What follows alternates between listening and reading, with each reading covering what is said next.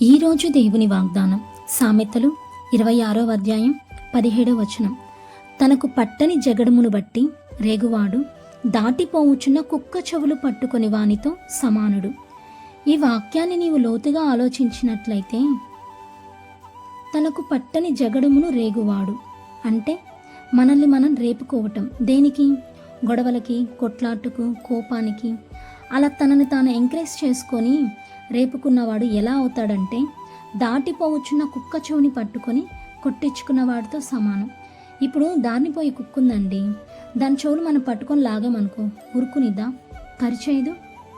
ఈ వాక్యాన్ని మనం ఎలా అన్వయించుకుందామంటే, నిజమే, కొన్నిసార్లు మనకే తెలియకుండా అన్నెసరీ థింగ్స్ గురించి ఆలోచిస్తూ ఉంటాం. అది నిజంగా మనకు సంబంధించిన ప్రాబ్లం అయితే కాదు, కానీ ఏమో అది మనకు సంబంధించింది, ఏమో మనది కాకపోయినా మనదే ప్రాబ్లం అనుకొని బాధపడతా ఉంటాం. అలా బాధపడతా ఉండడం వల్ల డిప్రెషనే వస్తుంది. కుక్కని కదిలిస్తే గాయమేగా అయ్యేది. ఈరోజు దేవుడు నీతో ఎందుకు ఈ మాటను గుర్తు చేశాడంటే, ఏమో ఏ విషయంలో మనకి సంబంధం లేని వాటి విషయం గురించి ఓవర్ థింక్ చేస్తున్నామేమో, గాయం తెచ్చుకుంటున్నామేమో. ఈ విషయం గురించి దేవుణ్ణి అడుగుదాం. ప్రభువా, తెలివిలో ఉండి అలాంటి వాటికి వెళ్ళటం లేదు, తెలియక ఏమైనా వెళ్తున్నామేమో, మా ఆలోచనలు డైవర్ట్ అవుతున్నాయేమో. నీ సన్నిధానంలో ఉన్నప్పుడు మా ఆలోచనలు నీపై ఎలాగ ఉంటున్నాయో, లోకంలోకి వెళ్ళినప్పుడు కూడా మేము డైవర్ట్ అవ్వకుండా చూడయ్యా అని అడుగుదాం.